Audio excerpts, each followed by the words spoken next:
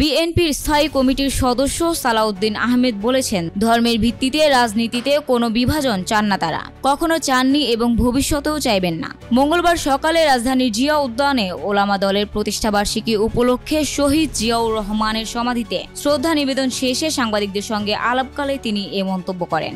সালাউদ্দিন আহমেদ বলেন, বিএনপি ধর্মীয় মূল্যবোধে বিশ্বাসী হলেও তাদের রাজনীতি সমন্বয়ের, যেখানে সব ধর্ম, বর্ণ, ভাষা ও সংস্কৃতির মানুষকে নিয়ে বাংলাদেশি জাতীয়তাবাদের ভিত্তিতে ঐক্যের রাজনীতি গড়ে তোলা হবে। তিনি আরও জানান, গণতান্ত্রিক সংস্কারের মধ্য দিয়ে জনগণের প্রত্যাশা অনুযায়ী একটি শক্তিশালী গণতান্ত্রিক রাষ্ট্র প্রতিষ্ঠাই তাদের লক্ষ্য। এজন্য আসন্ন জাতীয় সংসদ নির্বাচনে সবার অংশগ্রহণ জরুরি বলে তিনি উল্লেখ করেন। এ সময় তিনি অভিযোগ করেন, দেশের গণতান্ত্রিক উত্তরণের পথে দেশি বিদেশি কিছু মহল ষড়যন্ত্র করছে। তবে জনগণ ঐক্যবদ্ধ থাকায় যে কোনো বাধা প্রতিহত করা সম্ভব হবে বলেও আশাবাদ ব্যক্ত করেন। অনামিকা আক্তার, নিউজ টাইমস।